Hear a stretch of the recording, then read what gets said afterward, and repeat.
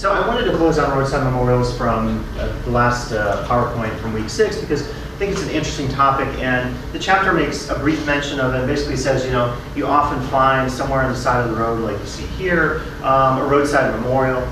In some cases, it could be sacred, it could be secular, right? If it's sacred, it might have a cross or something and has a religious connotation.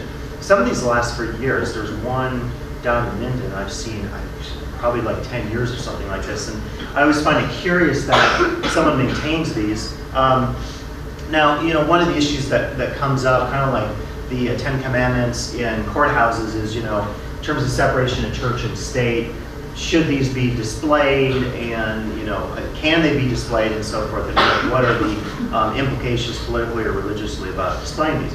But I think probably a bigger issue would be, you know, the fact that we often mark off space, like, you know, the space where, you know, a place where James Dean died in a car crash or something like this. There's a whole group of individuals doing research on this in the area of what's called dark places, and then related to this is dark tourism. So the idea that you would go to a place that maybe have a morbid curiosity about where there was death or some calamity. And at the end, I'll talk a little bit about the 9/11 memorial and some of the controversies over that sacred, so-called sacred site, Ground Zero in New York. So I think, you know, we can actually take some of the context from the chapter and expand on it. And I wanted to offer, because for some of my research when I was in Berlin a year or so ago, had a chance to go to a lot of the memorials there. Again, Berlin has, I think it's unlike a lot of other cities. I mean, it's really marked by war. You think it was the center of the Third Reich, and it was a place certainly of brutality and genocide and the planning of everything. So it's a place then that if you visit today, it has a very you know, curious, I think, place in the contemporary period, in that you have a lot of stuff going on. There's all kind of consumerism, and then there are all these memorials. This particular one I had a chance to visit. It's called Memorial to the Murdered Jews of Europe, and so it's very generalized. It's not just specifically, well, actually this one is focused on the Jews of Europe, but it's very broad in terms of saying, you know, the Nazis killed gays, and they killed gypsies, and they killed a lot of different people, dissidents, and so it has a very broad appeal, more so than the specifics of the Jewish Museum by Daniel Lukas, I'll show you. And the design of this is very interesting, and I'll also say controversial, in that you walk through this space and there's different levels of it. I think I have I'll show you a short video that just has, without the sound here, that just shows you what it's like to be in that space. As you walk through it, there's different elevations, and it's kind of hard to tell here, but it slopes down. And so as you're walking down, like, your body actually gets lower to the ground. And then these are of different heights, these pillars. And there's over, I don't know why this screen's flashing like that, but there's over, I think, 1,000 of these, and there's a specific number that has a symbolic purpose and so forth. So this is an example of a memorial that I think is very abstract, and it's very, what I would say, existential, because there's not a lot of, there are some places where there's signage and information about genocide and the Nazis, but it's not, you know, there's not a lot of context given to the viewer. And some of my research, I argue then that this is actually a very appropriate space to use as a memorial, because it affects you existentially. I think a lot of times you go to a museum and there's a lot of signage and a lot of text and a lot of good context and information, but it doesn't necessarily put you in a position maybe to comprehend the horrors of warfare, of genocide, and so forth. So I think it's an example of a memorial, again, quite different from a memorial that we might see, you know, a roadside memorial, which I think has a very specific context. Typically isn't political, unless I think it involves drunk driving, or maybe like the murder of a police officer. If you see a sign somewhere that says this is a memorial to this particular police officer, but it's very specific to the individual, whereas a lot of these memorials we're talking about are much more general, and they're trying to get us to realize that there's a reason to memorialize. And it's not just to feel bad about the past or events of the past, but it's to prevent future events such as these of genocide.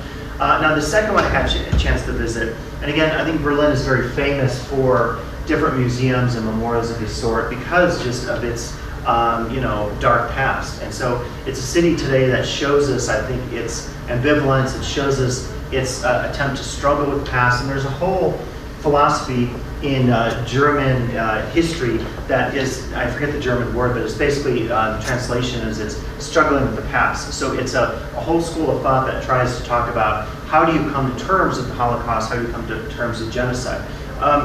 Much interesting or different context than, say, in the States, where we don't talk so much anymore about slavery, or we don't talk so much anymore about the genocide committed against Native Americans. So I think it's interesting how you have different countries, and it could be because of the time period, it's closer in memory, that they're more willing to focus on genocide.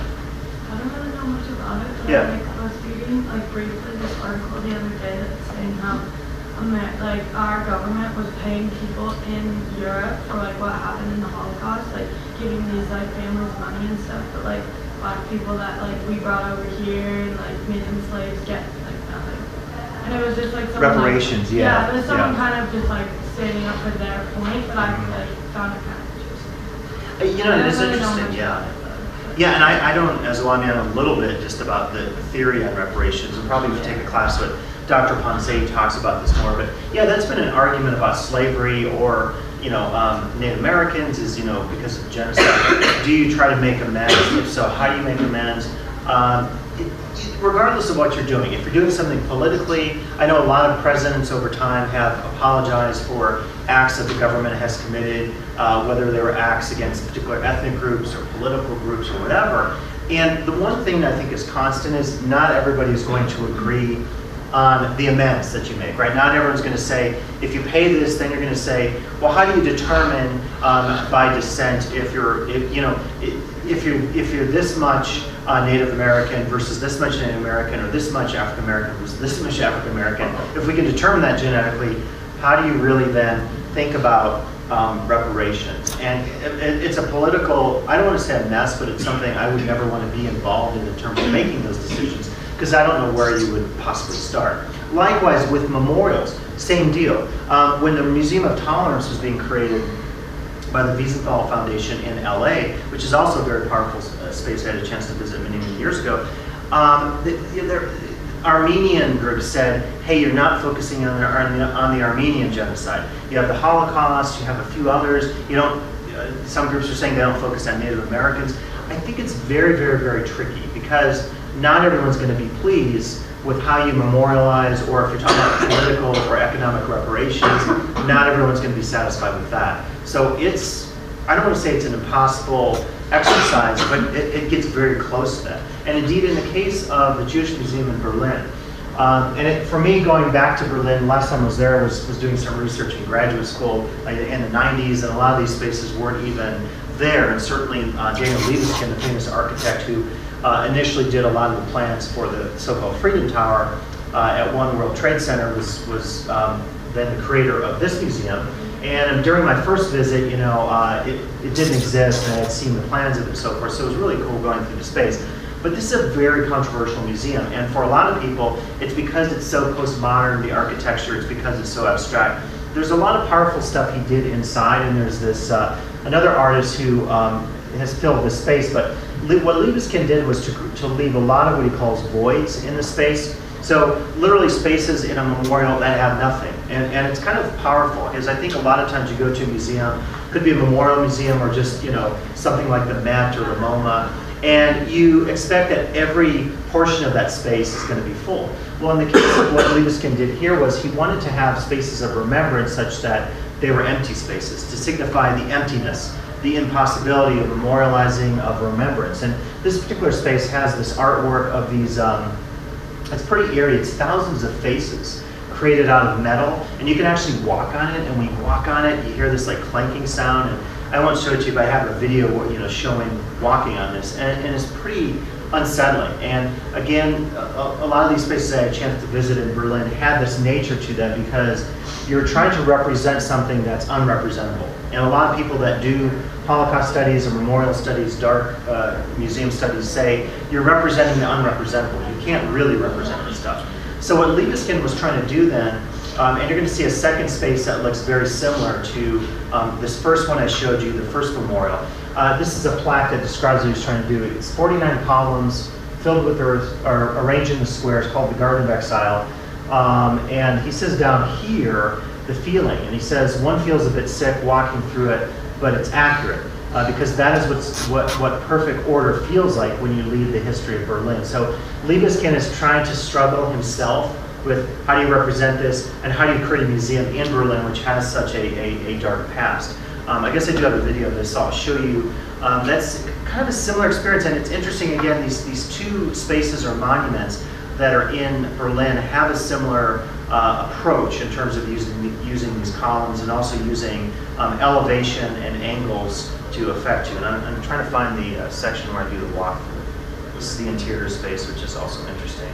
There's just a little video of those eerie faces, which I found quite disturbing. And I think this is then walking through the Garden of Exile. So the other thing that's going on here is, again, he's using, you can't see it, but the slope changes, so you're actually moving down a little bit, you move up. And then below, I didn't take a lot of video of this, unfortunately, I don't think, but below, there is, you're walking, I can just pause it there, sorry. There we go. So you're walking on these like cobblestones, and so you sort of lose your balance, So again, I think what he's trying to do architecturally is to represent an existential state, right? It's a space that you go through where you should feel disturbed. And indeed, there are a lot of other points throughout the museum. There's one point in particular, I don't know if I have an image of it, that's the exterior shot, but there's one point in particular where he has a void, another one of these voids, and it's a tower, and you open these doors and you step inside this again, a very kind of uncanny and disturbing space. It's very dark, and there's one light way at the top of this very large hall, and it's very quiet, of course. And so that's another example of them trying to use space in such a way to create an existential effect on the guest, to make you think, on the person visiting, to make you think about the disturbing things that you've experienced. Now, some other spaces, and I also had a chance to visit. This is not my shot, but it's a shot from the air. Years ago when I taught in London, the Princess Diana Memorial, and this was another one that had a lot of controversy. And one of the problems is when it was created, people felt that maybe it was too abstract, kind of like some of these spaces in Berlin, but even more so in that you don't really understand how this represents the efforts of Princess Diana. Again, there's a lot of different opinions on the royal family and so forth, but one of the things after she left, Charles, was to basically take on all these humanitarian causes. She got involved with a lot of other celebrities. One of her big things was campaigning against landmines and IEDs and explosive devices. So I think she did a lot of stuff that was important in terms of philanthropy. And when she died in Paris with Dodi Fayed, her boyfriend, who, as I'll show you here in a second, was married to part of the Fayed family who owned Harrods, the really big, the giant superstore in London, there was a lot of, memorialization. People were incredibly sad. I remember, Elton John singing at the funeral and so forth, and redoing his song about Maryland for the event. There was certainly a lot there, and I think a lot of people felt like when the memorial was going to be created for Princess Diana, Lady Diana, that it should have been something different. I actually found this space to be pretty interesting. I found it very democratic. I found it open. You could actually walk on the space here on the outside. Again, it kind of sloped a little bit. People would do that. But one of the problems became that it was so used by so many different people that like dogs would start to urinate in the fountain, and people started to say, like at the sacred level, this is sacrilegious. It's just like any other site. You wouldn't want a dog urinating there if it has a sacred or political, some kind of connection to it. So this was part of the controversy. And again, people also said that it was so abstract, if you didn't have a plaque or anything, and if you didn't know anything about this, you would have no clue that it had anything to do with Princess Diana, because it is so abstract. And again, this is my argument that no matter what you're representing, if you're representing the life of a person who died, tragically, who was, considered hero-like in her qualities, or if you're trying to represent, a genocide like we saw in the case of Berlin, not everyone's going to be pleased about those representations. Now, another version of this, and my students actually, I'll tell you about that in a second. Here's a little bit of the controversy. So a lot of people say it looks like a moat without a castle. It looks like a necklace, a stream of solid concrete with water running over numerous ruts and gullies. Beset by problems, some people fell over, broke their ankles. It became muddy, kids were sliding all over the place. So in a sense, it's almost like people appropriate space and they take over space and they think, well, if what Princess Lady Diana represented to people was this sense of democracy, this sense of openness, and again, she was very adored, I think, even before her death. Certainly more so, sort of deified, I would argue, after her death. The argument would be, well, people have the right to use this space in the way that they choose. So I think it's interesting because maybe, in a sense, they made it too open for use and it was too abstract such that people didn't really know how to use it, or they use it too freely. Now again, some people would argue that that would be the sign of a good memorial. It's something that people can choose to use as opposed to it has to be a somber place or something like that. Compared to Maya Lin's Vietnam Memorial, which I think is one of the greatest memorials of all time, but that space has I think a much different feel, particularly because you're able to interact with it. People who lost loved ones in the Vietnam War can do the etching out of the names and so forth, which I think they can also do at the new World Trade Center Memorial. But so my students, we actually did as a class experiment, we visited the Diana Memorial there in Hyde Park near the Serpentine Gallery, and then we also went to the very different memorial that is at Harrods in London. So this is at the bottom of one of the elevators, and again, it's Diana and Dodi Fayed. And I'm trying to remember the object here, and there's a plaque. I don't have a zoom of that, but much different. Again, more representational. You have a pictorial representation. You also have, Dodi represented in there as well because he died in the crash in Paris. And to this day, there are conspiracy theories about, the royal family didn't agree with their relationship, and so they there was a hit that took place, or the paparazzi were involved, and that led to the car crash. I mean, there's still a lot of, I guess, uncertainty that surrounds the death of Diana and Fayed in Paris. I think it was in Paris, right? Now, a much different context is a more generic memorial. This is the World War II Memorial in Washington, D.C. that I visited many years ago. And at the time, I was participating in this group that was focused on architecture. So we were actually discussing this in our seminar. And it was still fairly new. And at the time, a lot of people were saying in our seminar, it's problematic because it has this fascist appeal to it, just in terms of the architecture. And there's a quote here that when it came out or when it was created, and there was a lot of celebrity appeal of this memorial. Tom Hanks was involved. A lot of people said, we need a World War II memorial. Well, I think what happened when it was created was that the architecture, some people started to say, it looks a lot like with the stone pillars and these triumphal arches, the arches of victory. It suggested the grandiose scheme of Hitler and his architect Albert Speer, who designed all the grand architecture, many of it which was never created in Berlin and other cities. But so some people said, like, this is too, it doesn't work. And if you're going to memorialize wars, particularly wars where tens of millions of people have died, you shouldn't do it in this way. You shouldn't sort of present it with these triumphant sort of columns. You shouldn't do it this way. Instead, you should maybe show more of the darkness of warfare. And I think it's a difference, I would say, if I had to generalize, between how in America we actually memorialize and then how Europeans do. And I think in Europe it's a little bit different, because in Europe people are saying things like it's not about heroism, it's not about victory, it's more about showing the darkness of the past and trying to come to terms with that. And here's an example of this, and I think this one is quite remarkable as a conceptual project. And some people have said, it might be the best monument or not a monument at all. But basically, in Hamburg, in the 80s, they were trying to create a monument against fascism. So the design was this. The design was that when it was first built and created in '86, it was this high, and then over time, it started to descend. The columns started to descend in the ground. So that today, actually, if you go there, this was, again, in '86, the original column. And then today, this is it now. Right, and so if you actually go up, so this is where that column once stood, and then over the years it started to descend, and then now it's completely descended to the ground. And I believe, I haven't visited this, this shows you like a pictorial representation of it over time. And then if you walk down here, you can actually see a little bit of the monument. So actually the point of this was to say, again, you can't really represent the horrors of fascism. It's unrepresentable. So the only way to do this, basically, in the mind of this architect, is to get you to think about disappearance and absence. And a lot of memorials play off this dichotomy of presence and absence. So here you have presence. And presence would be this idea that, okay, you should remember the horrors of the past, you should remember what fascism represented, what genocide represented, and here's a way to suggest that. But then the absence side of things is kind of like Liebeskind's voids inside the Jewish Museum in Berlin. It's basically saying you can't represent the horrors of war, you can't represent genocide.